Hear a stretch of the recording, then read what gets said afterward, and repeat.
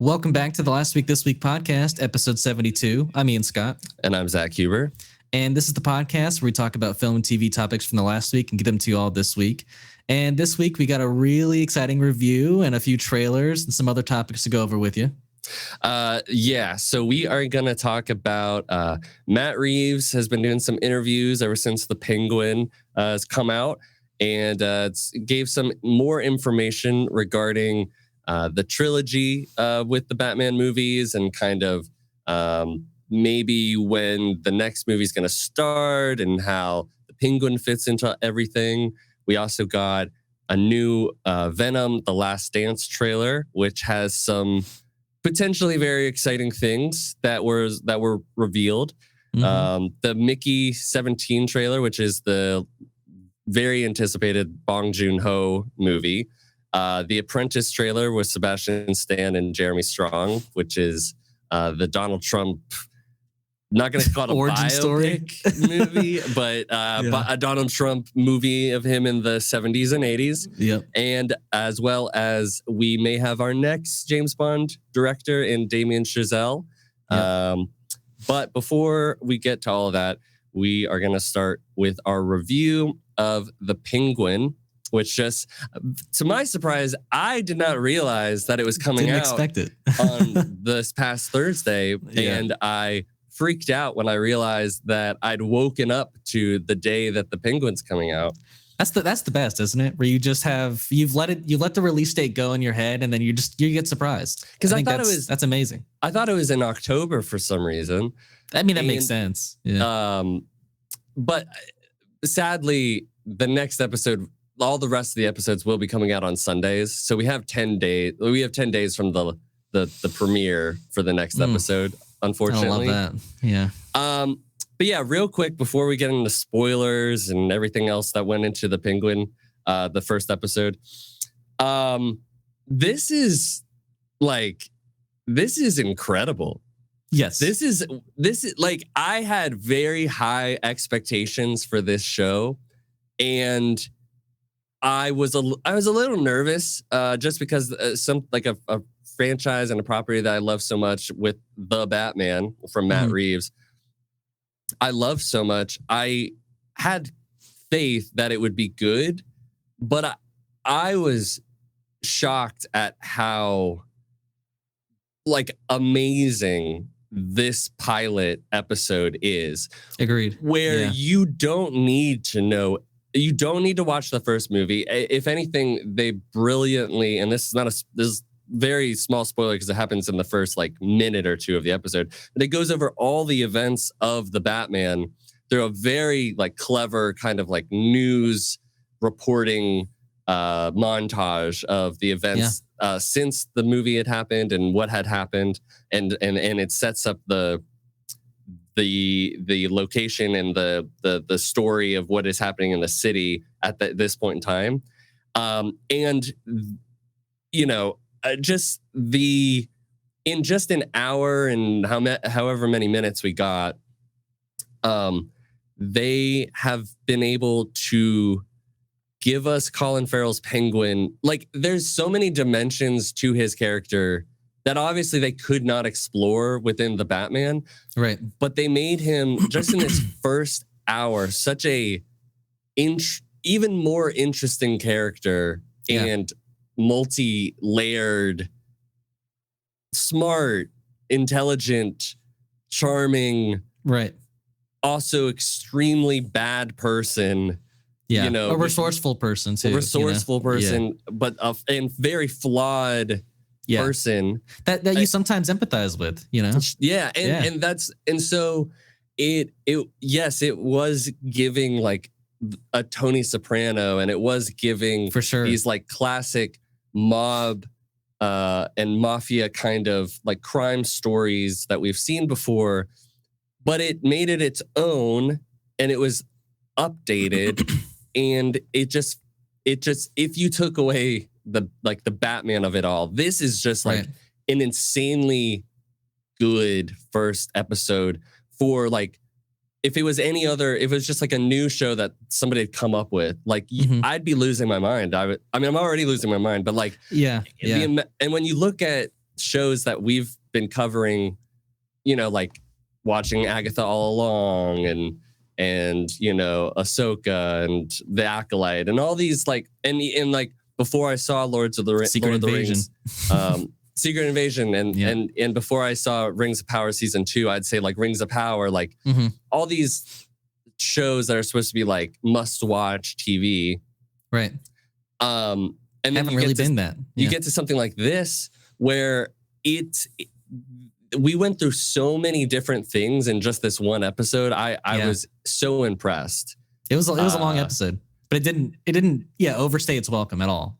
Yeah. So anyways, I just want to say it was first thoughts. This could be the best thing that DC has made for TV potentially. It's only the first episode, but it's already like way up there for me. Yeah, I mean, there were a few scenes that we'll go into that. I mean, I thought both from Colin Farrell and the other person, and that like super captivating, incredible acting, and I do think like it doesn't skip a beat really. Like from yes, you could watch it without the first movie, but like going from the Batman into the Penguin, like it feels so natural.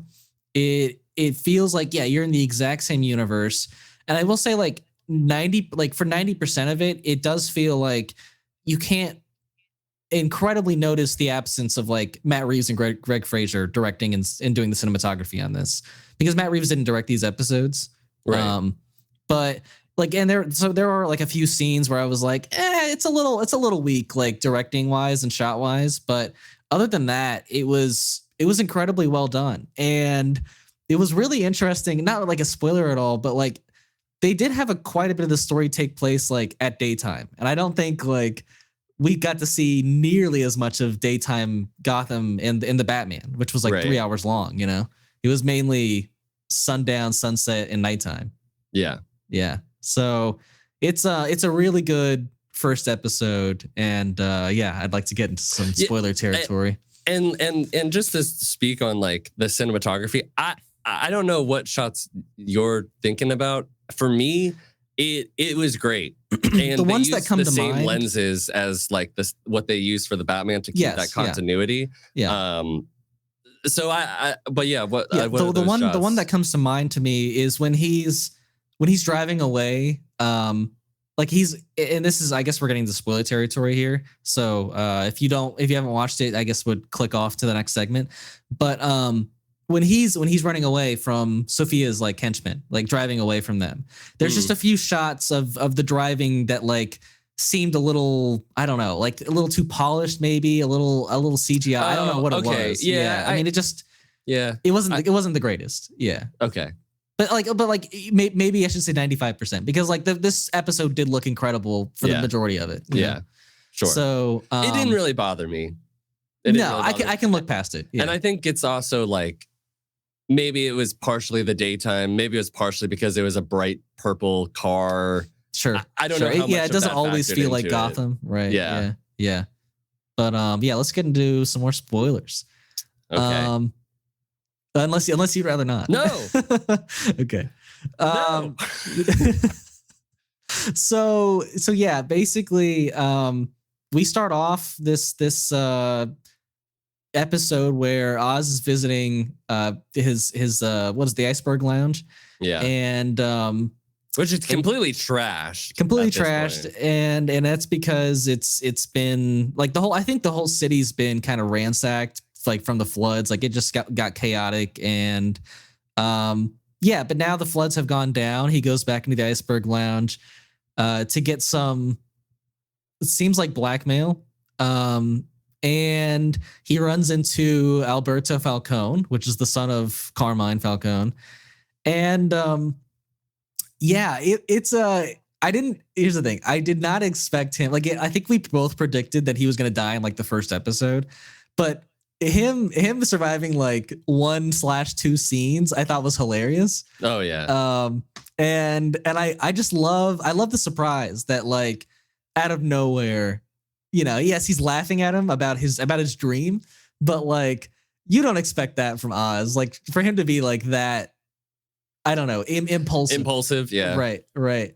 So but I loved it, and I loved his reaction when he was like, "Oh fuck," just like, I shouldn't have done that, and so he brings him out. Well, hold on. So yeah. I mean, just that, because that whole sequence of events, just going to the Iceberg Lounge, getting this very compromising information about one of the head guys of the family, who we'll see later. Yep. And then having Alberto talk to him about the ring, and I thought it was so smart that another show could have had that. When Oz it's closing in on Oz, and we're having this long monologue talk of him talking about the guy that he went to, that lived in his neighborhood. And so, like, if you're like an informed viewer who can make like pretty good assumptions about what's going on, you internally are going, that's obviously how he is feeling about, like, that's what he wants. Like, he wants exactly what he's talking about, that respect. And the show could have, and then he just laughs in his face, right? No, but the show could have just like been like, well, oh yeah, that's, everybody can imply that, but the show literally went, oh, like Alberto was like, that's what you want, and like he's like, they're literally saying it out loud in a way that, like, they're not assuming that Alberto's dumb. He's like, I can pick up that that's exactly what you want. And then, he's not completely stupid, for sure. Yeah, but I just thought it was so interesting that, like, I just thought it was great, and then the impulsiveness, which, like, you kind of gathered from the Batman that he has. Sure. Like, he's a little impulsive, but I love the fact that even though he was so impulsive and did something really stupid, he, through the rest of the episode, you just kind of find out how he's still like okay, he's like, sure.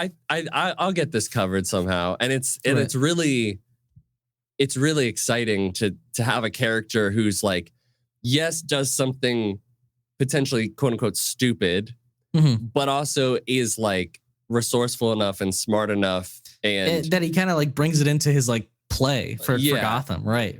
Yeah. Like, that's the resourcefulness I'm talking about, like that I feel like is the epitome of his character, is resourceful, like him. And I think this might be my favorite scene of the entire episode, but like him and Sophia having lunch, and her and when breaking his balls, and but when he turns it around, dude, it's so good. Like, yes, by the end, she obviously still is like incredibly suspicious, but like he couldn't have played it any better.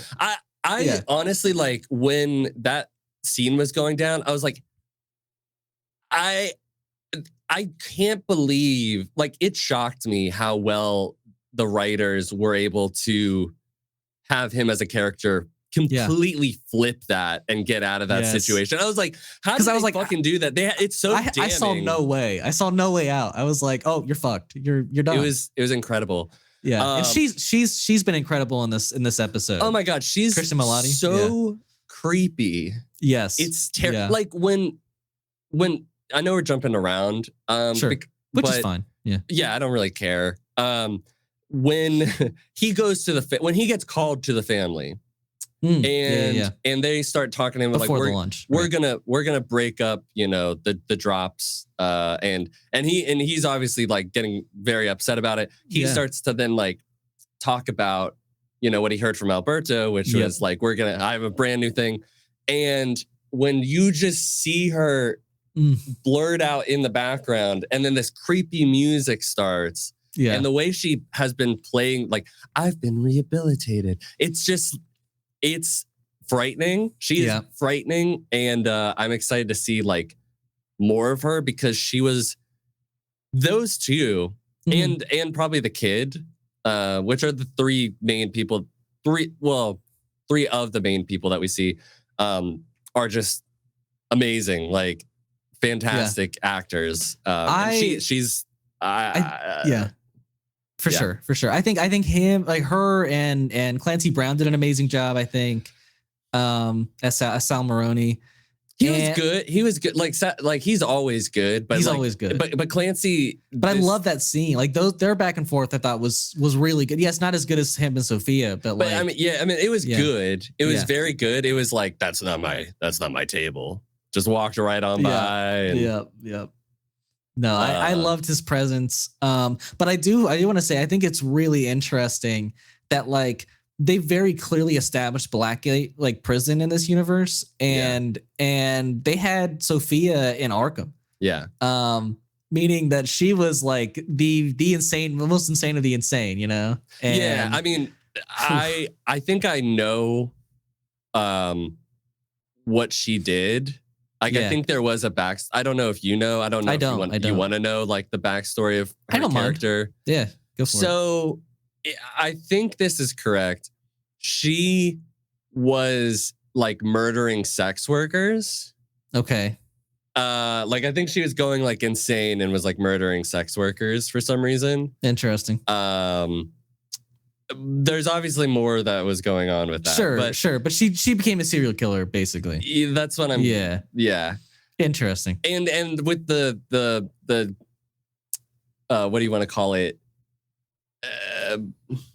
Not punishment tactics. What would you call torture tactics? You know, when at the end, you know, like you're already like, wow, this is really extreme. You know, in interrogation tactics. Like, we'll get to that. Oh my gosh.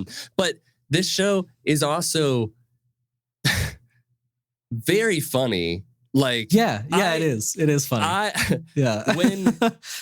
think Oz is a naturally funny guy. I think that's what it is. Yeah. You know? I mean, it's that like thing about like the Sopranos and like the mob guys that just like have this like they have a natural charisma. Like a natural charisma, and like there is funniness about like because like when he was moving Alberto's body down the steps at the Iceberg Lounge very early on the episode, when he just threw it, I was like, when he's waddling and he's carrying this heavy body and it's taking so long to get down the steps. In my head, I went, I just toss it over. That's what I said too. when he tosses it over, I just like was laughing so hard because I was like, yes, that's exactly what you should do. Right. Like, for sure. There's just like moments like that where I was like, and like I think they did that, and they also like for sure paired him with the kid like Victor this episode, and I think the rest of the season they'll kind of be a pair. I think they're trying to give a little more humanity to him, you know, and I don't know. I think for me the inclusion of Victor might be the weakest part of the story, only because I don't think Oz would have hesitated in killing him, you know, because like the kid just has so much dirt on him, like just an incredible amount, and like he knows where his mom lives, and he knows that he killed Karma, or not Karma, but he knows he killed Alberto, and I just think the kid could do whatever he wanted with that information, like if he was smart. Although I did like their relationship. I do like the acting from the kid. I gotta disagree with you on that. I because the kid is first of all with his other friends trying to lift off of Oz's car. Sure. And so obviously he doesn't have a lot of money. He's trying to, you know, we've established that he's like saying, I just need a chance. And he also has, I think part of the reason, it's not the only reason, but part of the reason why he is so,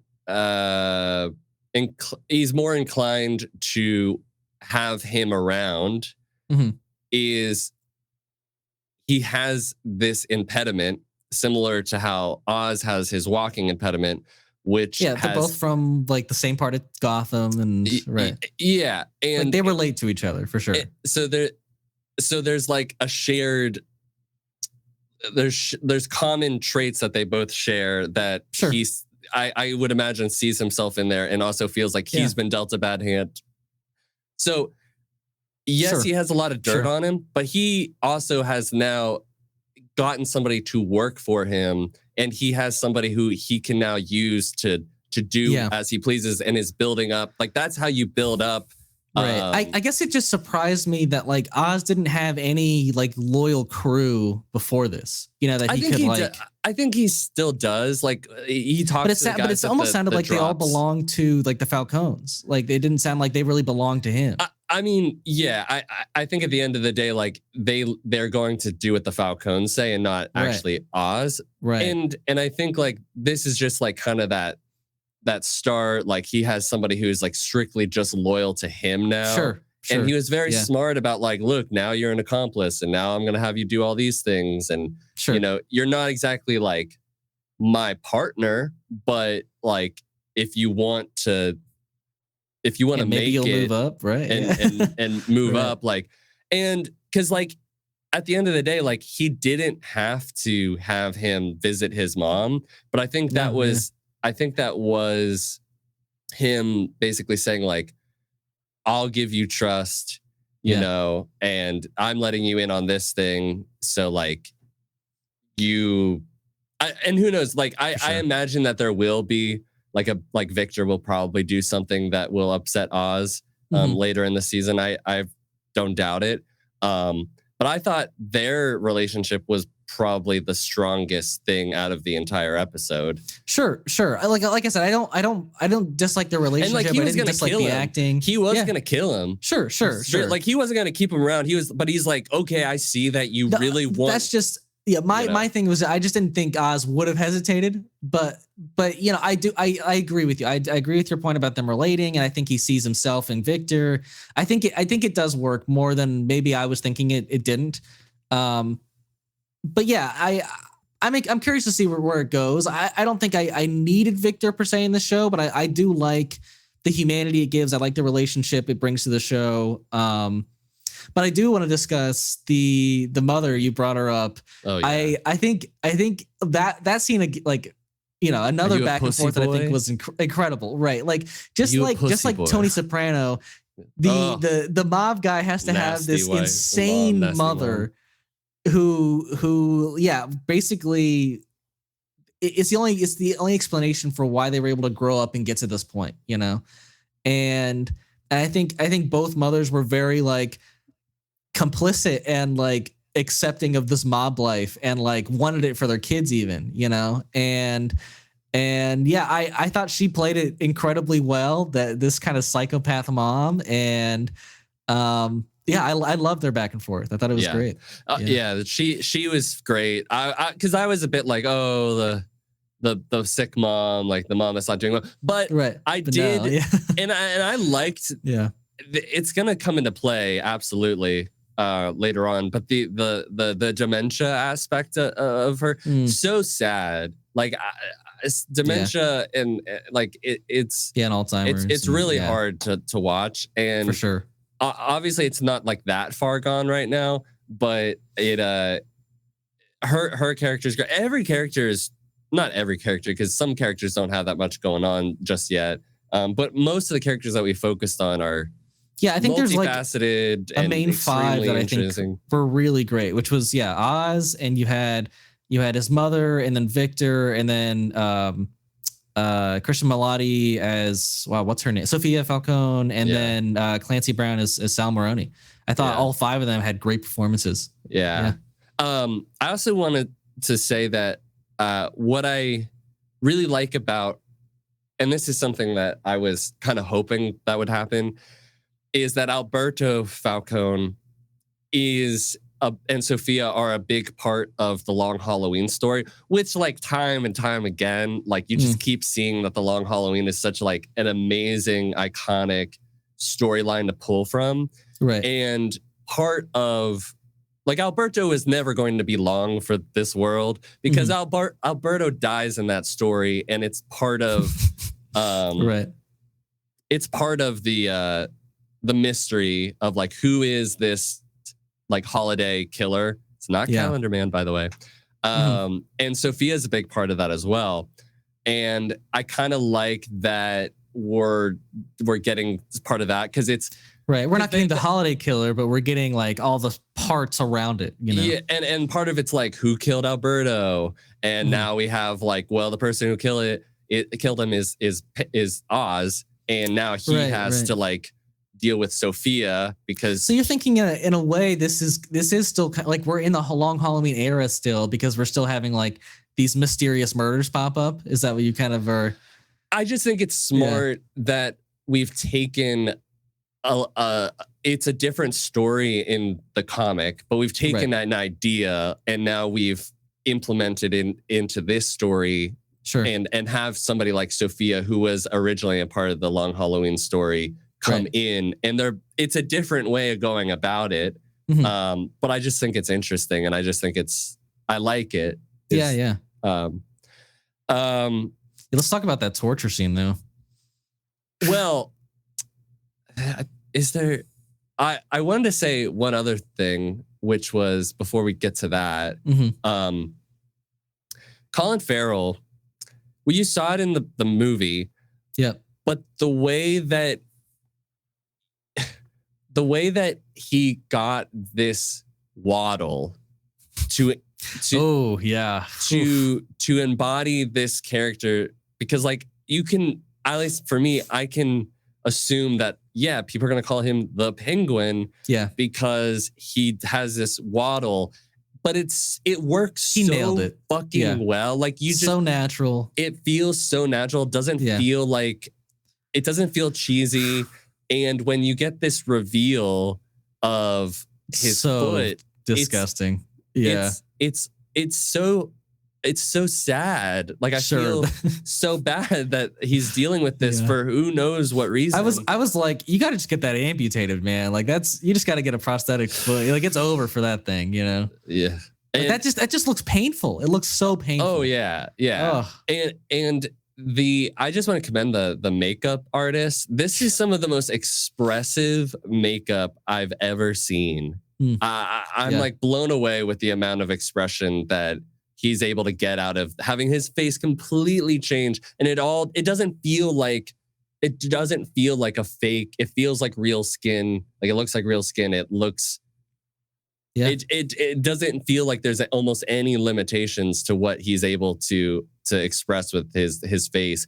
And also, transitioning into the torture scene, this although you didn't see everything, this complete body like suit that they had him get naked in and I mean he looks like a real-ass person. Yeah, it's crazy. It is insane. You can't recognize him at all, but there's this real person that you see. Like the makeup is incredible. You're right. It's some of the best I think we've ever had on a television show. I don't know if you heard, but like his process, I heard could take up to 5 hours some days to get ready for shooting.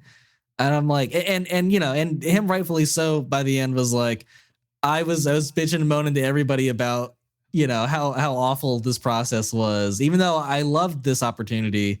He's like, I don't really want to put that suit on ever again. Right. Yeah.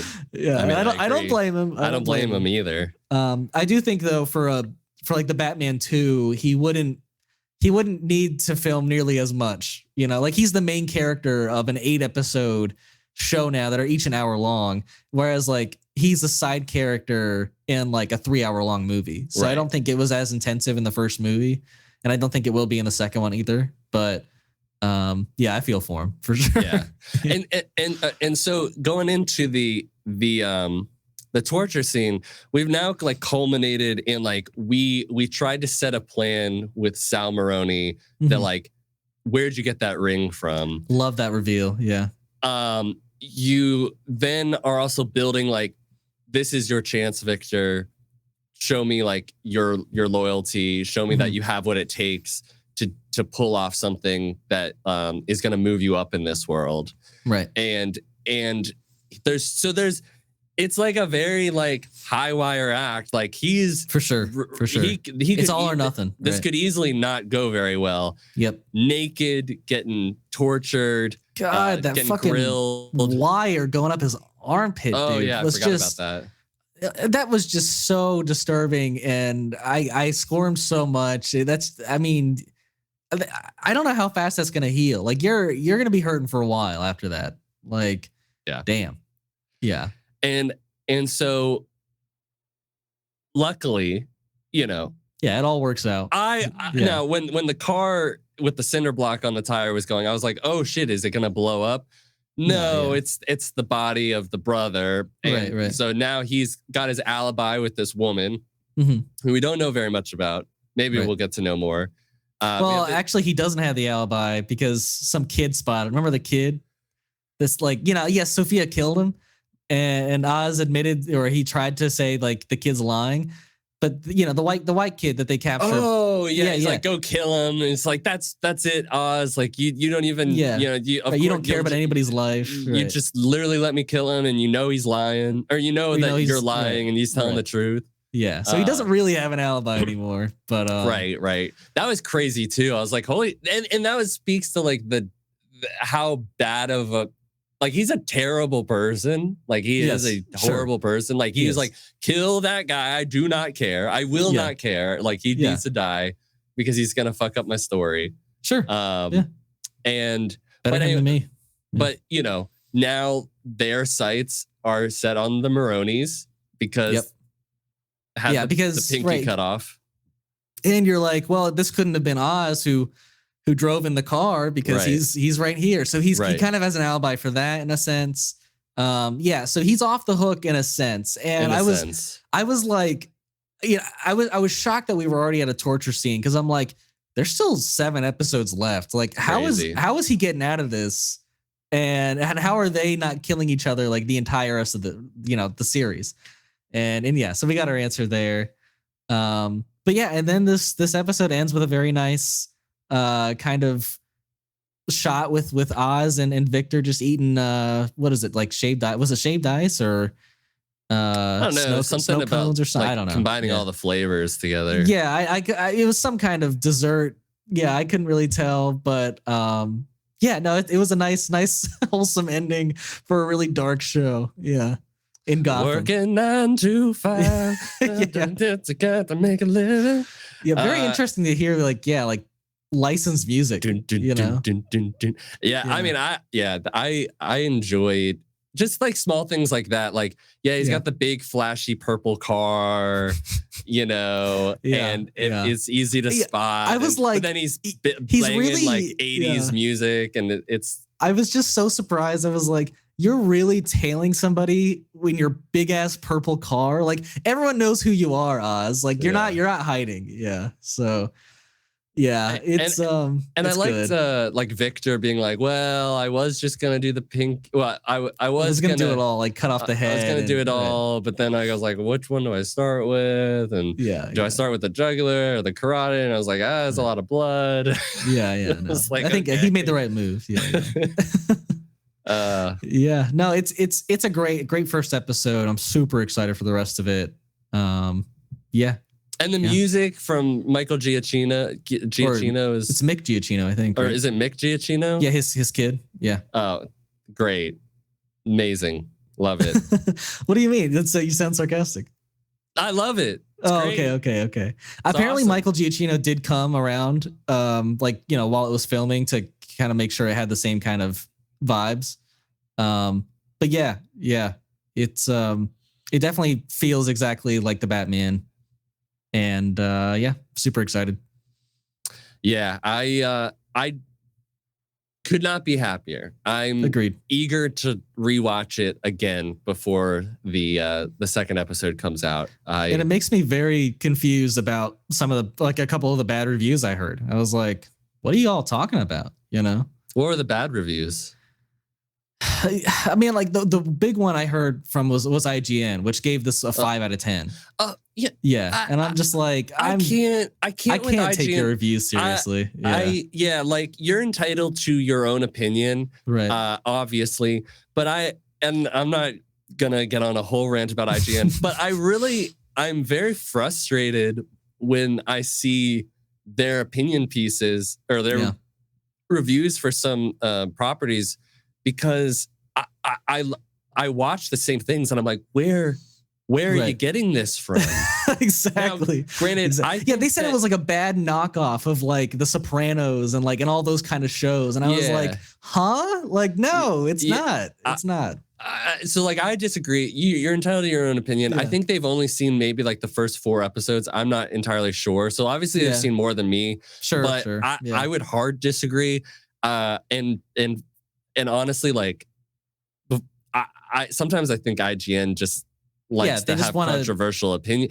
Now maybe that's their real opinions, but sometimes I just feel like I read some of their reviews that they put up, and I'm like, this just seems like you want to start controversy. Agreed. And my favorite thing after every review post that obviously people get upset about, like they didn't like Transformers 1, I don't think either. They gave that a 5 out of 10 too, I think. Which like I haven't seen yet, so I can't. But I've heard only positive things. I've heard only, I've only heard good things too. Everyone just going She-Hulk 9 out of 10. I think they actually gave it 8 out of 10, but everyone just exagerates it now. I don't care. Like you gave She-Hulk an 8 out of 10. It's so funny. It is funny. It is because it's like nobody takes your review seriously anymore because you just get it. You got to get somebody else to review movies or like they have a multiple reviewers. It's like, I think that's the problem, is that they don't have like one guy reviewing it all. It's like a bunch of different opinions, and it doesn't feel consistent, and that's why everyone's like, what are you doing, But enough about IGN. So we had one more thing to discuss in this kind of universe. In the Batman universe. Right. We mentioned earlier that Matt Reeves has been doing some interviews, and so he revealed some things about the next movie and what it's going to look like. I think we talked about this a little bit last week as well, but we did. Basically, to add on to it, he said it's sticking very closely to the path of the trilogy he projected originally, which is really exciting. And so his quotes here says, it's still the same kind of trajectory of story, but the entry point for where Oz is now, that he's further along as we enter the story than he would have been if we had started that story in the movie instead of by doing a series. Right. And so, basically he didn't expect to be doing spinoff shows, but he's, I think, included the Penguin in a very natural way. And then he goes on to say that he confirms that the Penguin picks up a week after the events of the first film, and it tells a fairly compressed story within itself, and that the story plays out over the next few weeks as you move towards the end of the year. And then he says, we also don't play Christmas or New Year's in this show, but we're going to be getting there. And so I think that clearly tells you about the time. I think you have like the original Batman taking place, I don't know, August-ish maybe, because they do confirm that this, I think, is in September right now, and it's like, so this is a week after the Batman. And then I think it's very clear that there's been some reports that the Batman 2 will take place during the winter, and I think we're gonna start the Batman Part 2 the week of Christmas. I think, or like a couple weeks before Christmas. So good. Which would be that is a perfect vibe. I think it really also goes along with placing this entire narrative over this kind of long Halloween era, And I think we could possibly see more things from that story pulled in. But yeah, I think all of that is incredibly exciting news, to be honest. Yeah. I listened to the interview he had on Collider, which I don't know. A lot of this stuff sounds like exactly what he said at the Collider interview. So I don't know if this was where it was taken place from. Right. But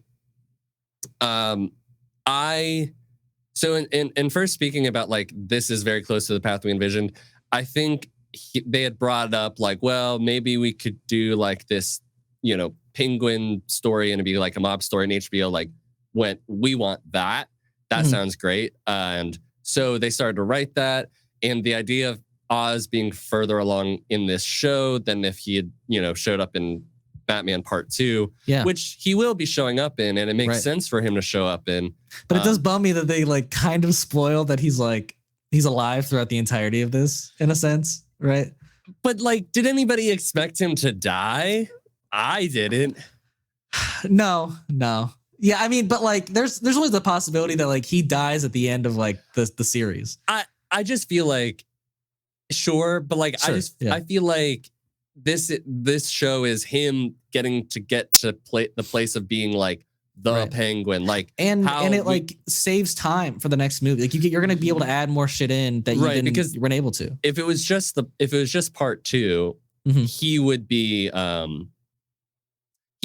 he'd be a bit higher up, I imagine, because like in the voiceover towards the end of the movie, like some people are gonna make a play for power, and it's a shot of him, and so you can assume he's going to make a play. So when we pick up in part 2, he'd probably be close to like where we're gonna be during this show. But since this show happens, we can kind of just like have him higher up and wherever he's gonna be at the end of it. And I like that. And I think what's kind of brilliant too is that you don't even have to watch the show. No, like to watch the next movie. You could just be like, oh well, yeah, he got here. Right? Yeah, and that's what's smart. Like he was Matt Reeves was talking about how how like Marvel used to be. It is not necessary. He was saying all these characters are going to be where they are in the next movie, and the Batman Part 2 is going to stand on its own. Besides from the Batman, so you won't even need to potentially even watch the Batman or the Penguin to watch Batman Part 2. That's surprising, but it will enrich your experience if you watch the other ones. Right. Which is how it should be. It should not be necessary to watch one movie to see another. Granted, and I would argue like that's how it used to be with Marvel. Like if you saw Infinity War, it would help if you saw like the other prior movies, but people have seen Infinity War and gone, no, I understood what was happening. Right. People watch Endgame and went, I got what happened. Even though Endgame's even more a bit like, maybe you should watch Infinity War. You have to watch Infinity War for Endgame. But like you can watch Age of Ultron, never seen an Avengers movie before, and be like, yeah, I got it. For sure. For sure. Yeah. It would be nice to get back to that point. Yeah. So I think it's really smart. I think that they clearly have a good plan and they're sticking to it. The idea of of the next movie taking place over Christmas or New Year's, I think he never said, like he said, I can't reveal, Right. But I just think all the reports line up for it, it just makes sense. I agree. And he was also saying that God, what was it? Maybe I'll remember. But even I obviously would really like for Mr. Freeze to be the next kind of main villain. It's not necessary, and maybe it'd be too much. But like I really would like Mr. Freeze. Like maybe this is the winter's the only time of year that he's able to go outside and do what he needs to do because of like I can't see him being, I don't know. I can't see him being like a main villain, but I don't think it would be out of the realm of possibility to see him like I feel like just like the Penguin would be a side villain in the Batman Part 2, like Mr. Freeze could also be that, Sure, yeah. And so like maybe it would happen. I don't think it's necessary. I think but the idea of having the following kind of like around the holidays, with this like kind of long Halloween story, like you were saying, I love it. It's great. Gotham at Christmas sounds so interesting. I would love to see that backdrop. I think it'd be the only time we've ever gotten that is Arkham Origins, right? And like a kind of recent adaptation. And so, now, if they wanted to kind of keep it to the long Halloween and take inspiration from it, this would be a great time to introduce the Joker, because there is a moment. They've already introduced him, but I know what you mean. Yeah. Fully like really use him. Yeah. It would not be the same, because like in the comic, he's like flying a blimp at Christmas time, and he's gonna drop laughing gas on everybody, and so it's very like 1989 Joker. Yeah, but then there is like a murder that happens, and it's unrelated, and then he shows up later again. But it would be kind of it would be a nice nod if like, well, maybe this is where we start with the Joker. I don't know if that's gonna happen, but it might. I would like maybe to he'll see play him. a small part of it. I'd like to see him in a bigger role in the second one. Like, it doesn't have to be a crazy big role, but I want to see the evolution of the character, just like I think we're seeing the evolution of every character in this universe. It's I think confirmed now to be like the script just finished from what I heard, and that they are beginning to film beginning of 2025. So he said I can't confirm, but it would probably be the early half of 2025. Okay. But I did hear it confirmed that the script has been finished now. So that's exciting. I think yeah. I remember what it was that I was going to say. So he was talking about that the Batman is like, like all the movies are going to be like of a piece, but they're all going to have their separate flavors to them. Okay. And so like the Batman is the serial killer story. Right. Check. The vengeance story. But he specifically said serial killer story. Sure. Okay. And so like that makes me think of like how he like it was a very it was kind of inspired by like Seven and other like thriller murder movies. And then the Penguin is more of like the mob like crime story, which like we're getting, and it feels like a Sopranos or like I don't know why I can only seem to talk about the Sopranos, but it's a good comparison. Yeah. And then the Batman Part 2 will be of its own thing. So I'm interested to know what. I don't think it's going to be another like serial killer movie. It'll be more of a mystery movie, I think. Yeah. They already did the mystery, and I think they should still lean into because he's a detective, right? I mean, that's what I want. Right? I still think that they should lean into the detective aspect. That's why I'd be curious to know if it could be like a tragedy almost, like with the Mr. Freeze because I don't want like a big action. We already had a tragedy too, movie. You know. Yeah, so, I don't want to. Yeah. I don't need an action movie either. I definitely love I think the vibe of the first movie is incredibly perfect, and I think we shouldn't stray too far from that. Maybe the Batman Part 2 will be a holiday movie. It'll be like a romantic comedy, like Christmas Hallmark. There movie. We go. Yeah, you got to bring Catwoman back. And Catwoman back, and he's gonna open up a book and talk about. I wouldn't be surprised though if we don't see her next movie. I think she could be maybe she comes back for the third one. I don't know. Yeah, I would like for her to come back. She was great. I'd love for her to come back too. But if we don't, I'm not going to be incredibly upset. Yeah. Well, I think, that's all our thoughts on the Batman Part 2 and all the interviews and things he's confirmed. But now we're going to move on to our trailers. And first one being the newest Venom 3 trailer, Venom: The Last Dance. So for those of you that don't know, this movie's coming out, I think, not October. Shit, I didn't write the release date. Because I think December actually. Craven's coming out in December, I think, or November. I think this comes out before Craven. I thought it came out after Craven. But I think you could be right. It might be October. I'll look it up. I'll look it up. But yeah, this trailer, we've had a couple of other trailers before. They've shown, Eddie and October 25th. Oh, okay. So very, very soon. A month from now. And so the last trailers have shown Eddie and Venom and this kind of like last hurrah, and they've shown that there's be like other kind of symbiote beings that are coming to Earth and attacking them, but we kind of got a lot of the context around that this time around. I think there's three main things that were revealed in this trailer that I don't think I was totally expecting. I think the biggest one being though is they fully showed Null in this trailer and kind of confirmed that he's the big bad villain of it. Which, context for anybody who doesn't know who Null is. Null is is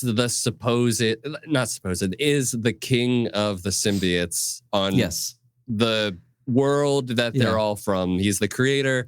And if you want to tie this into Marvel, the Necro sword that Gore the God Butcher had in Thor: Love and Thunder is supposed to be from he made it. Null. Right. He took it from Null after after he was incapacitated.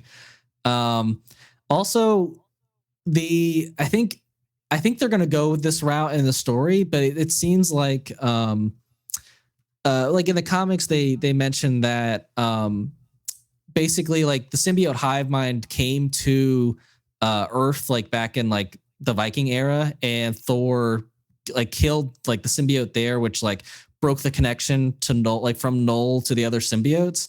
And like since then, the symbiotes like scattered over the universe and basically began like pairing with other hosts and like realizing and learning about the light instead of like the darkness that Null kind of envelops himself with. And so they rebelled against him and like trapped him inside of this artificial planet. And so I think that's the route, and that like that maybe he's broken out of this like cage that he's been put in, and now he's like running towards and like getting revenge on his symbiotes that he created. But like Null has an insanely cool backstory. Well, and just before we do his backstory, sure, I would just like to mention, if that's true, which by the way, I don't think they're gonna work in Thor. No. But I think they'll work in the fact that he was like rebelled against by the symbiotes. I think that'll be true. Yeah, hopefully. Yeah. But then again, like I'd be curious if that's true, because if I'm not mistaken, in the first movie, the symbiote that was played by Riz Ahmed, I think it was Riot, right? Right. Was it Riot? Yeah, I think it might have been Riot. I think so. He was gonna go back into space to like bring the symbiotes home, or like wasn't that the case? I mean, maybe there's still some. I don't know if it was, because like I've heard people talk in recent days about how like the addition of Null recontextualizes Riot and how he was just running from Null in the first movie, essentially, and like trying to find a new home. I don't fully remember the first movie incredibly well, so you'll have to confirm some things for us. Yeah, I'll try to read, but like I just want to say everything that you had said prior about like if that is the case, right? The amount of lore and backstory and potential like there's just so much lore around him. Yeah. Well, the lore, the potential lore, the idea of like this celestial kind of like, not celestial, but I mean, in a sense, galactic story. And we're talking about this in Venom 3, like the last movie, is just kind of insane. It is. You look at the first two movies, like how well, especially the second going one. Into this. I think the second one doesn't relate at all, unfortunately. It's like basically Carnage is like a spawn of Venom. It's not even, it doesn't relate to this story at all. Right. So I think you could literally go from 1 to 3 in a sense if you wanted to.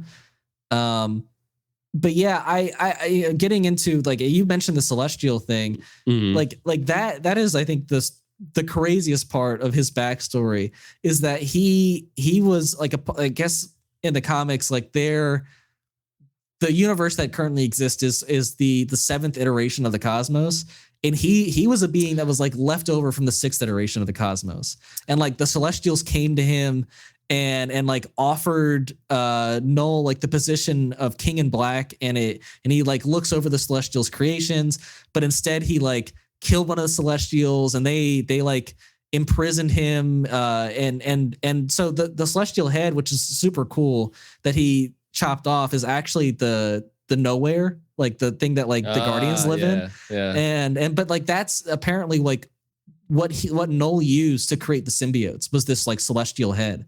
So there's, I don't know, it's just like there's an insane amount of lore that they can pull from and like make Null an incredibly cool villain. I don't think that's gonna happen. Sure. They can't use all of it. But I think even using like a quarter of it is enough to make him like incredibly cool. And I just think it's exciting. Like, I think it's exciting when you get like a high scale villain, like, you know, somebody who can cause like destruction to planets, like in any kind of movie. Although I am very curious and skeptical how they would be able to kill Null. Like how Right. Venom Yeah. and like, does he have any allies? I don't know. You know? Okay, so two things. First of all, Riot's plan was to take a ship to bring symbiotes to Earth to inhabit them and like. But maybe it was like the other symbiotes who were running. You know? Potentially, but at the end of the day, it was to bring the symbiotes here so that they could like take over their bodies, and all that stuff. Right. But it seemed like it was a more nefarious thing. Like it was a more self-preserving, right? But I don't know. Second thing, regarding how they kill him. The thing is, I'm dubious to the fact that like we'll actually see Null like come to Earth. Really? You don't think there's gonna be like a full on? Do you think they go to space? I mean, like do you think Venom goes to? I don't know. He because that would be very disappointing. Because like not to cut you off, but like there was a quote from like the creators of Null. And like apparently like they didn't even know this character was in it, and they like, you know, contacted Sony got in contact with them. They were able to get a script of Venom: The Last Dance, and their quote was, "I'll say this is so much bigger and so much more ambitious than you can imagine, and Null, holy shit, that's how you treat a king." So it sounds like it sounds, I don't know, maybe they were paid to say that. Maybe they're paid. I don't know. Who knows? But if it is true, then like, it sounds like a very big role. I would be surprised if they just keep him in one spot the entire movie. I'm just, that's just what I get nervous about. Sure. It might not be, it might be like somehow this is the first thought that comes to my head. We'll get all the symbiotes together and we'll kill Dad together. Like we'll all rise up together and kill Dad. I don't know. But haven't both Riot and Carnage been killed? Like, didn't they fully die? Well, there's other symbiotes. Sure. Yeah, there is. But what if this is what if this is the team up movie that we've all been expecting, where we get Morbius and Vulture and if this is if that was the ambition thing, I'll well, you're not gonna get Kraven. No, not yet. Yeah, no. You're right. Yeah, but I mean that would be stupid, ridiculous. It would make me hate this movie for sure. But yeah. I hope it's like, look, I'll take the ambition because I think like I've not loved any of the Venom movies. I don't hate them, but I just like they're pretty, like I'm fine. Like they're okay. They're just boring. It'd be cool to like it's kind of a bummer that like this kind of story is something that we get as the last one. But it does feel like a last story, you know. And we have been like they're still reiterating like you know, as long as they're together, like the world's gonna end. So obviously something about them two being together is causing an issue of some kind. Yeah.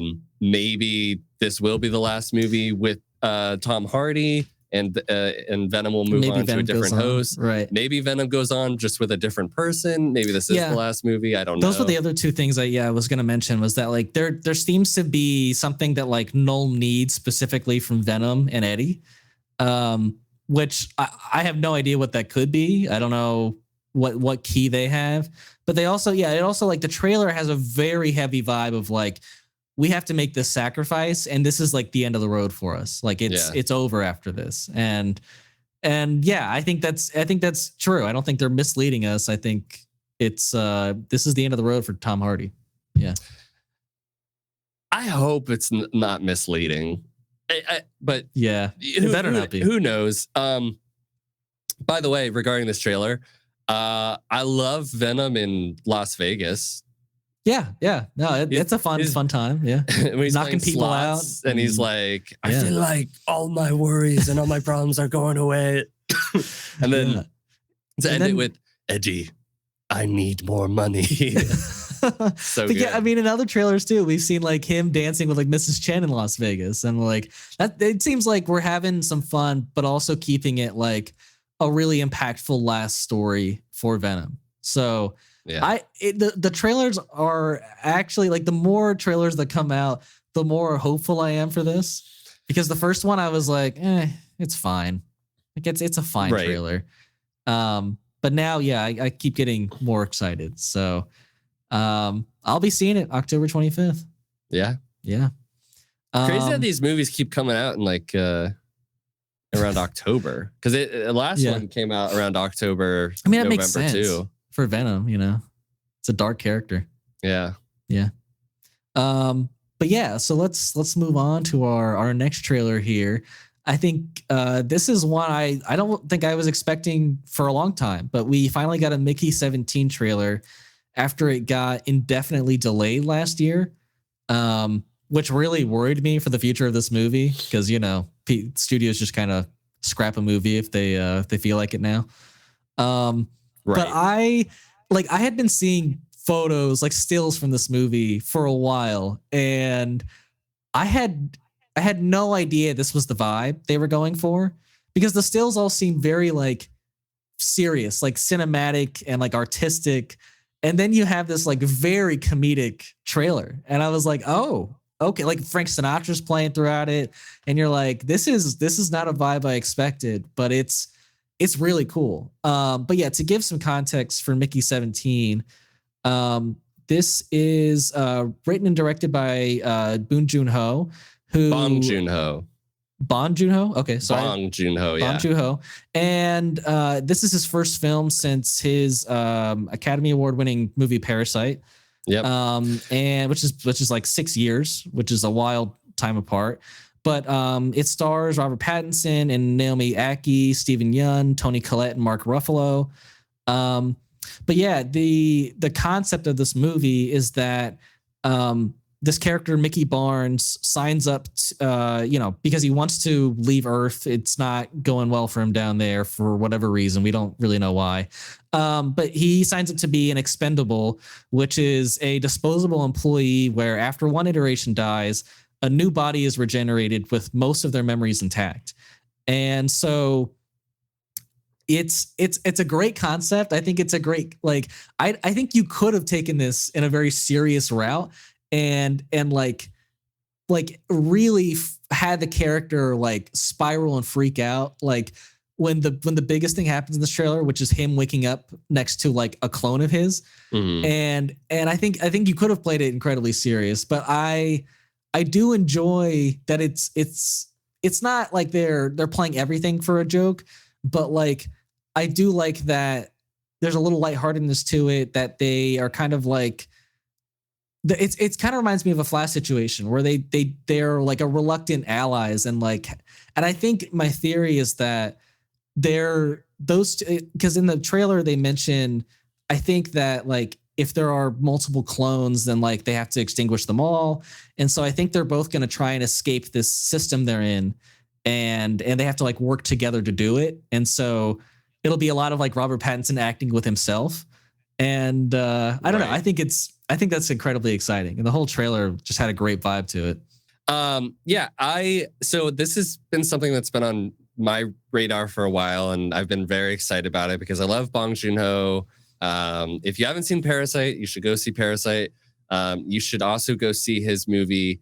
So he's a Korean director, but he also made, let me go pull it up, The Host. That is have you seen that movie? I have not. I heard about it though. That's a great, most of his movies, what's interesting about it, most of his movies do have a message kind of to deal with like climate and environmental stuff, and also a lot of like class. Yeah, I don't doubt that this movie goes right into that theme. Yeah, and I think so. This is a movie based on Mickey 7, which is a book. But like he did The Host, Snowpiercer, Okja, and Parasite. I heard Snowpiercer's really good. Snowpiercer. So all these movies are very highly regarded, and I really like what he's done. I also really love Robert Pattinson, and I was surprised that it had such a black comedy, dark comedy feel. But I really like it. Like I said, like Mark Ruffalo and Toni Collette. I mean, I just love them. Stephen Yeun's awesome. Love like I love all these actors that I'm seeing, for sure. And it's giving it's giving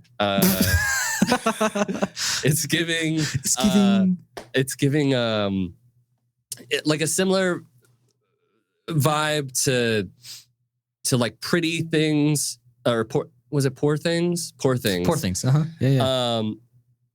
Where it has a social commentary, but it's also a bit like off kilter and funny, but it's also quite serious. And I think it also like I only say this because it's most recently come out, and it does give a similar vibe. There is that dark black humor that like Fallout gives, but it's still cinematic. So like this looks cinematic, but it's also, it's very cinematic, right? And I think that's way more interesting than if this was to just be like another very heavily sci-fi movie. So there's a element of entertainment that you wouldn't get out of it, and maybe higher rewatchability. And neither one's is like worse or better, but it makes it's a bit more interesting to me. And I love Robert Pattinson's like change in his voices as like the clones, or like the different multiples of him. I love the way he plays every clone. Like I don't know, they don't show a ton in the trailer, but like they show a lot of like the first thing you see is like his hand gets chopped off, and he's like, oh, look at that, and like there's one time where he's not even like dead in the body bag, and he's like, it's fine, just push me in. And I'm like, okay, great. Like I don't know, I love the dark humor in this. And I don't know, I think it's not something I've ever really seen like this, where I don't know, where you have somebody just like maybe Edge of Tomorrow comes to mind, where you have somebody like dying over and over again. So there's like there's a lot of different like sci-fi things that are coming into play, for sure, which but it feels kind of fresh. Definitely. Even though this book has been out for a while. And so they changed it from because like in the book, like he's like Mickey 7, so the 7th iteration. But this time he's the 17th iteration.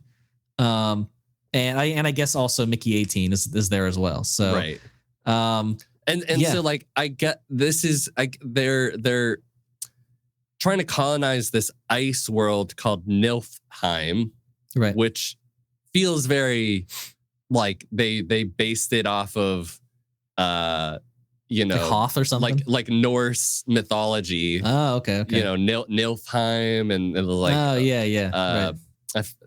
Jotunheim and Valheim, all that stuff, right? Which is I don't know if that's I mean that's kind of interesting, I guess. But he has to deal with Mickey 18, and what I was reading about the premise of the book, actually, did this book actually? The book actually came out in 2022, which is kind of crazy. What? I thought it'd been around for a minute, because they started filming in like the summer of 2022, I think. That's crazy. What's really interesting about that I've been learning about is when books are being written, there's almost simultaneously discussion with movie studios of it being made like into if it's a movie big like author, before it even like comes out, and I've noticed that recently. Anyways, respect. I mean, so it was going about the same thing, trying to colonize the ice world. When one Mickey dies, another is cloned in his place with most of his memories intact, but at a significant cost to the colony. So it seems like every single time one of these like people are like one of these Mickeys or one of these multiples are made, there's some sort of expendables are some sort of cost to the colony. But in the movie, it's framed as we learn more about like it's a benefit. beings. Like they don't mind if he dies at all. And so it says Mickey's survival difficulties mount as the colony struggles for resources. Native life forms become increasingly threatened, and then the circumstances that result in the accidental creation of two Mickeys. By the way, I don't think I'm going to watch any more trailers regarding this movie. I think I don't want to know anymore. Yeah. But I love Bong Joon-ho. Yeah. Love all these actors. Love all these actors. I think the tone feels great.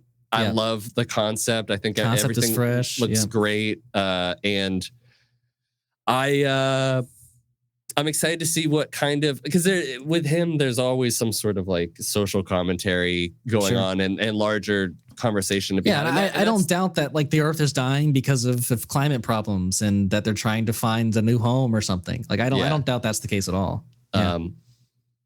So yeah, I think it looks fantastic. Very exciting. Yeah, and that comes out January 31st of 2025 and January 28th in South Korea apparently. So that is very exciting. But the last trailer we want to talk about today is the Apprentice trailer. This is the basically origin story in a sense. Story. I mean, it feels like it's the origin story of like of Donald Trump's like philosophy. Man. Yeah. Right. Like it's not of him, but like of how he is like the personality he is today and how that came to life. Sure. And so this is set place during the 70s and 80s in New York. It is directed by, who is this directed by? Ali Abbasi. Ali Abbasi. I did write, or Ali Abbasi. I don't know. I wrote all this down. Where is it? But yeah, it stars Jeremy Strong and Sebastian Stan and and it's written by Gabriel Sherman, who has never written a movie before, which I thought was interesting. He's a journalist for Variety and New York Times. So yeah, it's just I think it's interesting that he goes from journalist to like script writer. Right. But yeah, I mean, it's it doesn't look like a badly written film from the trailer I saw. But yeah, it definitely shows us, this trailer shows us like the relationship mainly between Jeremy Strong's Roy Cohn and Sebastian Stan's Donald Trump, and like how Roy Cohn was like a mentor figure to him. And basically you get these rules that he's like implementing into like that Donald Trump needs to follow to be like a successful businessman. And there's some brutal rules. It definitely is like Donald Trump's philosophy these days. Right. And I mean, yes, this movie is not painting them in a pretty light. It is very much like showing the roughness of their personalities. I don't know. Maybe you feel differently. No, I don't. I think, first of all, background on, you don't need any background on Donald Trump these days. You don't. Yeah, everyone knows who Donald Trump is. But background on Roy Cohn, who is a New York City prosecutor who is working with the head of McCarthyism era, Senator Joseph McCarthy, during the Red Scare.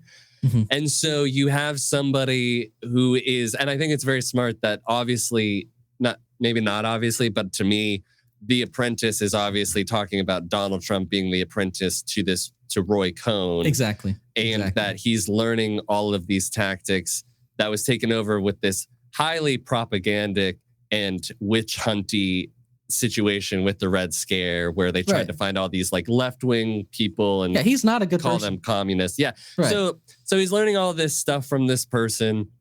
And from what I understand, a lot of this stuff is based around like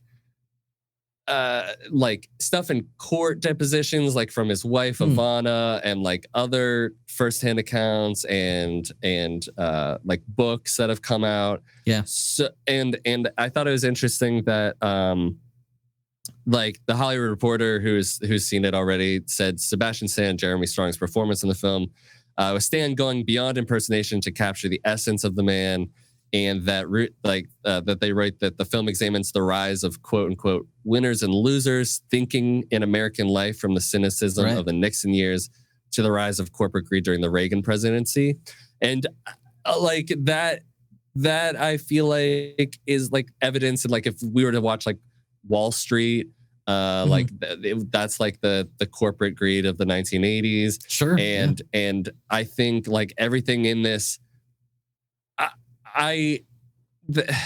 they from like I was reading that the director was saying like it's important that we have realistic movies that come out about, you know, these important figures. Sure. The producer said the film is fair and balanced portrait of the former president. We want everyone to see it and then decide. I mean, we take it with a grain of salt. Like I got to watch the movie. I don't know, honestly, like I don't know all the information. Maybe some of it's less factual than not. Yeah. I mean, none of these movies are ever 100% true. Right. I mean, but nothing in this movie at first glance from this trailer is speaking to me like, no, that doesn't seem like something he would do. Everything I'm in it, I'm like, that seems right. Right. I mean, the quote from Roy Cohn about saying like, no matter what happens, claim victory and never admit defeat. I mean, that is like Donald Trump in a sentence right there. I mean, it's insane. And I mean, and beyond that, I totally agree with the Hollywood Reporter about Sebastian Stan's performance. I was incredibly impressed. I didn't feel like it was a caricature. It felt like it wasn't over the top. It was just these were like the mannerisms of Donald Trump, and he didn't like scream like he was still Sebastian Stan. I mean, there were points where I was like, oh, that kind of looks like Trump. And kind of like it's not exact by any means, which it doesn't need to be, but like, and I really like when I was like Sebastian Stan. Yeah, I was very skeptical. You're like, okay, it works. Yeah. And also like he was a very different-ish kind of person back in those days. 70s, right? Yeah. Like 70s and 80s, like a lot more like quieter. You know, like I don't know if you've seen like interviews of him back in like the 80s and the 70s. Like he's obviously way less angry and way less over like, the top. He's way more like, yeah, well, you know, I don't know about the like he doesn't have like an insane ego yet. That's the thing, right? So very interesting movie. Yeah. I definitely want to check it out. I'm impressed. Like all the actors. I mean, that are in this. Yeah, I love me some Jeremy Strong. Excited to see him in a role.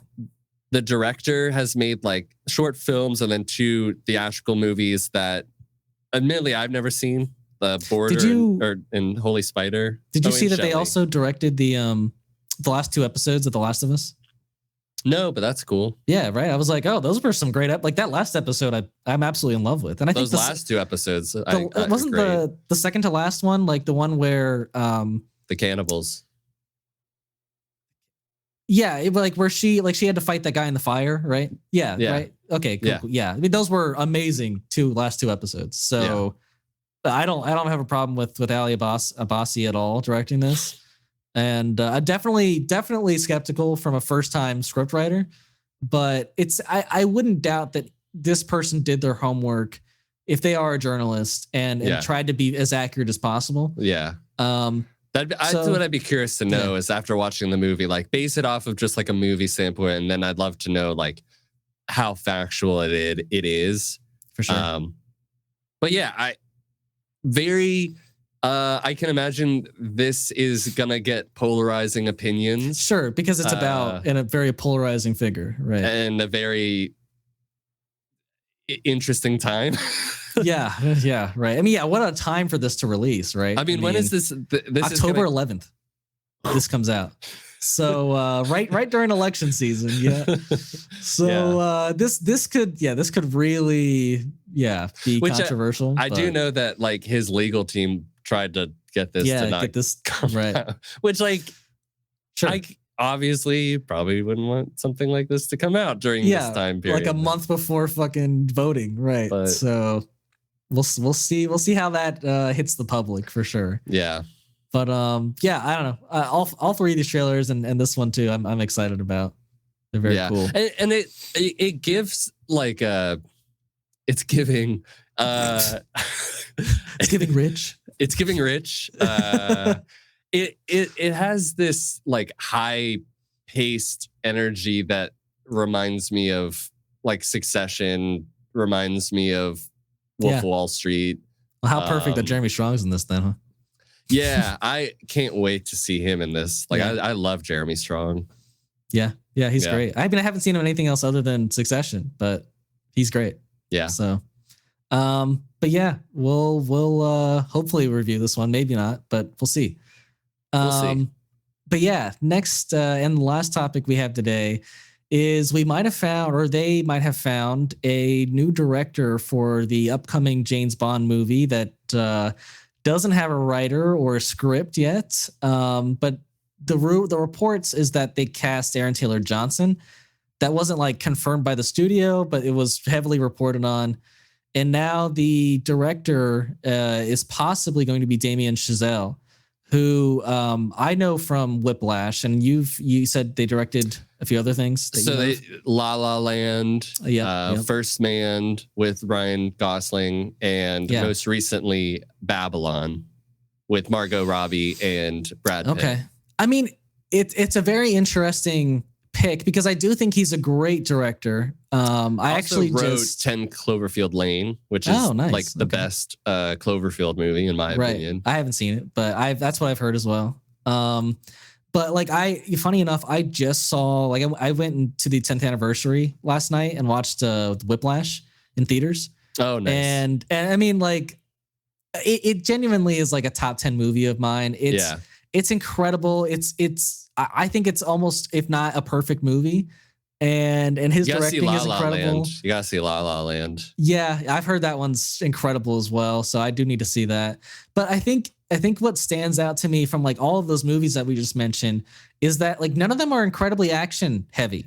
You know, it's just like really captivating stories. Yeah. And really good directing surrounding them, sure. But like James Bond is a lot of action. And to have a director who's not experienced in that is an interesting pick. Well, but here's the thing: you only become experienced in an action movie once you start doing an action movie. Nobody comes out. But to start with James Bond is a crazy start. But it doesn't even matter because you're gonna have, like, as a director, you're gonna have people who are experienced in action movies say, "This is what we need to do. We'll work with you on like how to implement it and pull it off." Sure. And even just when you look at the cinematography, the directing and the way that he has his cinematographers pull off scenes in something like Whiplash, in something like La La Land. La La Land's extremely choreographed, by the way. Like a lot of like great camera work.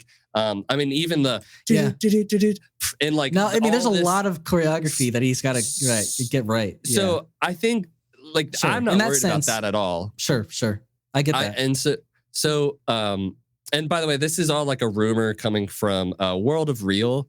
And so he's still apparently he's still setting up like one movie, but he might also be dipping into another. And they think that since he met with Barbara Broccoli, who's in the Broccoli family's in charge of James Bond, maybe what a name, Barbara Broccoli, right? BB, and he might be possibly directing. There's also the connection that his cinematographer Linus Sandgren was the DP on No Time to Die, and there you go. Also, he said back in I think like 2018, it's maybe James Bond is maybe the only franchise that would be tempting. That he grew up with it, and Bond movies were one of the few things I could reliably get my dad to watch with me.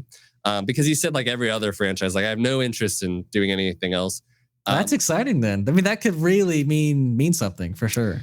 And although I've not seen Babylon or First Man yet, which I've heard, I've heard really good things about Babylon. I haven't heard great things about First Man, but I've heard the opposite. Really? Okay. Yeah. Interesting. So, but just with Whiplash and La La Land alone, I mean, I think it would be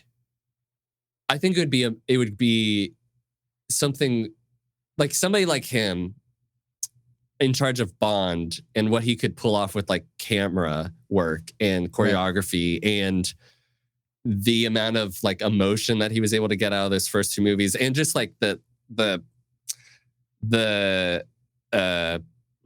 momentum that like builds with all of those movies and like the dialogue. Like I think it would be really great for James Bond to have like a fresh, like kind of exciting director take it on. You could do it Christopher Nolan, but like Christopher Nolan said, it'd have to be like something that I'm in charge of like and he don't has have interference. Right. Which like that's not going to happen with James Bond. It like admittedly, like if I was the Broccoli's, like you either take the gamble of like Christopher Nolan making it like a Christopher Nolan James Bond movie, and then maybe completely like reinventing it and making it really great in a new way. I would need to see a script from Nolan first, to be honest, if I were them. But or you just pass on it and be like, well, it can't be like too much of a vision, like of a soul vision. I just think they need to be able to have some say, because like I think they do have like some guidelines for how they want James Bond to stay. But yeah, I don't know. I think like control is important for the family, like the Broccoli family, I'm sure. And so yes, Christopher Nolan just did like direct a $1 billion like Oppenheimer movie. But you know, James Bond can make that kind of money without, you know, maybe not $1 billion, but they can make some really good money without Christopher Nolan as well. So I don't think they're desperate to get Christopher Nolan, and I think this makes sense. You have I think a passionate director, a really great director who is kind of passionate about James Bond, and then you just detail that they had a meeting recently. So I think I'm not saying this is confirmed, but it definitely looks good. It looks good, and I would be extremely happy with the choice if it were the case, and if Aaron Taylor Johnson was to be Bond. I think that's a great director and great actor. I think it's a great pairing. I think it sounds exciting if it's true. If it's true. Yeah. We'll see. But I think we have at least 2 or 3 years until we see the next James Bond movie. So yeah. It's going to be a while before we figure all this stuff out. But exciting to talk about. It's fine. Yeah. But yeah, I think that's all the topics we had to talk about today. And now we're going to talk about what we watched within the last couple of weeks, since we didn't record last week. Right. Yeah. Right. What'd you watch this past couple weeks? Since I got sick with COVID, I was able to watch a lot of stuff. So I just blasted through all of Breaking Bad season 1 and into season 2. Great season. Yeah. I mean, not my favorite season, but it's a good season. Yeah. Amazing. I mean, it's the only show that I can consistently watch over and over again. What more is there to be said about that? It's just fantastic. Yeah. And I finally got around to watching Rings of Power season 2. You watched all of it? Everything that's out right now, besides the newest episode. I haven't seen the newest episode, but I watched episodes 1 through 5, and this is coming from somebody who absolutely was so upset and disappointed with the first season. Like I've not been excited about watching season 2. I was putting it off for weeks, and so I was sick. I put it on because I just like, fine, I'll see how it's going. It has turned this show around.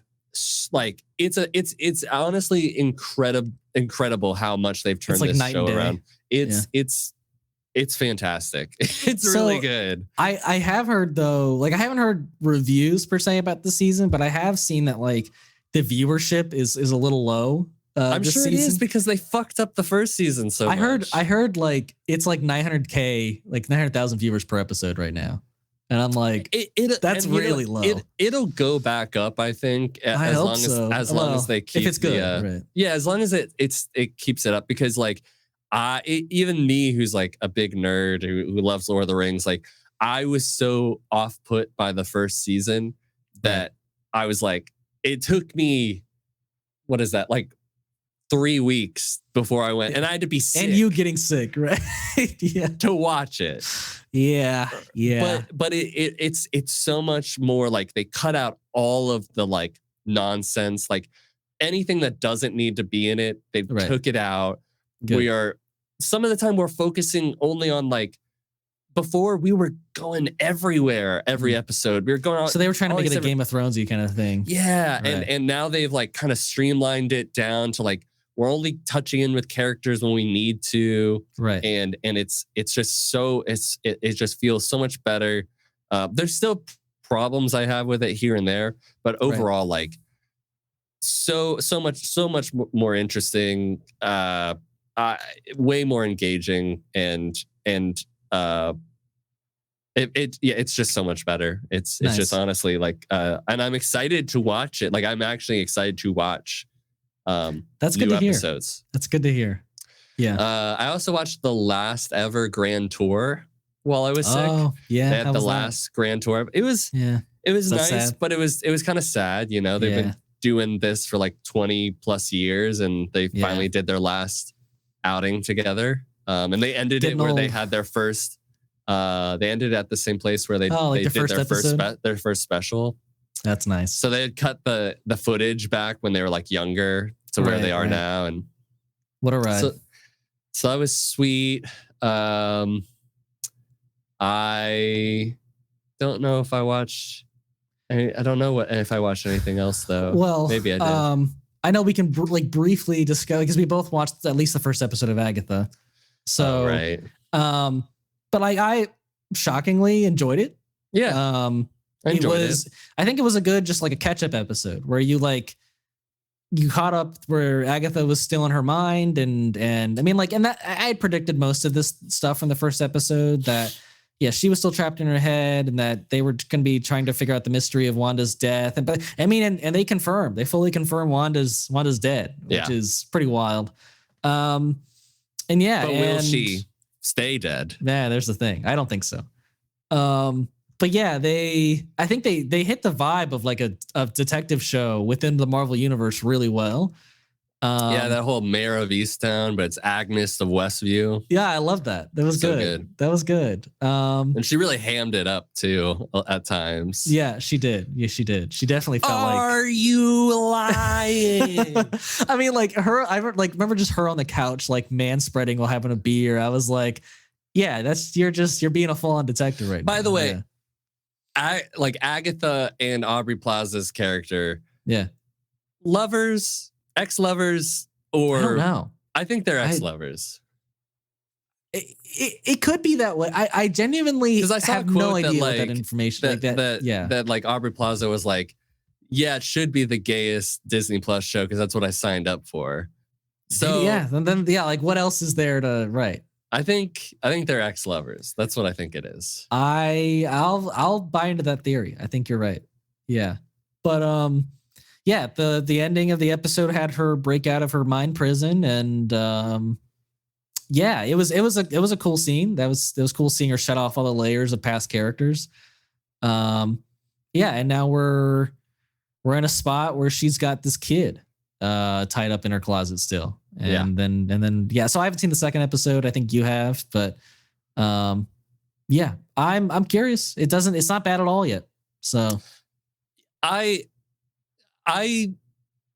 so second episode is also good and I like it. I'm with all things Disney, I don't get excited until it's maybe like, I don't know. Well, I'll get excited if this stays the consistency that it has been. Like, right. And I'm not in love with it anywhere near like no, but I have been it's about good. Like other projects, but it's good. Yeah. It's way better than Echo. I mean, like, oh yeah, like it's good. Yeah, it's good. I feel like I might be on the minority of this, but like Agatha as a character, like sometimes, especially in the second episode, sometimes is like too much of an asshole for me to understand why other people would want to. Yeah, like. She has to get people to do something, and I'm a bit like, why? I think I think I can tell she's like forming a coven, basically. Yeah, right. Pretty much. Yeah. And like some of them have like their own reasons why like they would probably join her just so that they could go on the witch's road, and it has nothing to do with her as a person. Right. But sometimes I think she's like some people say, oh, she's a likable asshole, and I'm like, I feel like she's just sometimes too much of an asshole for me. Right. But yeah, overall, I enjoyed it. I have some issues with like acting here and there, right? but for the most part, like I think it's good. No, yeah, I think it was cool that we like got to go back to Westview, and like I thought it was cool that they also confirmed that like she's been stuck in her mind for like 3 years. I was like, Which oh, is crazy. that is crazy. But it like that is the amount of time we've like, you know, from WandaVision to now, it's been 3 years, like in real time. So I wasn't expecting it to be that long. No, I wasn't either. But I like that they're following the real time now. So, but and I'm curious if like this all takes place as soon as Wanda dies, because then it would be like, so has Wanda been logically it wouldn't, right? Right. Yeah. I mean, because that was like right after WandaVision that like she went on that Darkhold journey. Yeah. So I'd be curious to know. Yeah, the timing doesn't line up amazingly for that. I'll say that. Yeah. So I'd be like, oh, okay. So the teen who like took her out of this, like that she runs into, like, and she's gotten out of this mental mental prison, right? Yeah. Like it took this long. So like how long was it from like Dark Multiverse of Madness from WandaVision? That's what I'd be curious about. And I think maybe what they're gonna show is that like Aubrey Plaza's character had to like go into her mind to like free her, basically. You know, even though Wanda was dead, she had to still be like reminded of who she was, you know? Right. Yeah. But yeah, no, totally good episode so far. Yeah. So, yeah, very curious about the rest. But yeah, other than that, yeah, like I watched The Penguin and then I watched Whiplash last night, and been still watching Mr. Robot season 1, which is still incredible. There's some reveals that I just totally forgot about in that last half of the season that I was like, yeah, this is like one of the best seasons of TV I've ever seen. So, yeah, and a lot of the NFL. So I guess that's taking up my time right now. Yeah, but yeah, not as much as you, but still watching a good bit. Yeah, yeah, but cool. Yeah, I think that's everything we wanted to discuss this week. As always, thank you for watching or listening. We like to release our episodes on Monday mornings and clips on Tuesdays, Thursdays, and Saturdays. If you want to watch and listen, you can watch on YouTube or listen on Apple Podcasts, Spotify, or Podbean. If you want to follow us on our social medias, those links are in the description below. And if you want to give us a like, a comment, a rating, a review, or subscribe, we greatly appreciate it. And as always, until next time.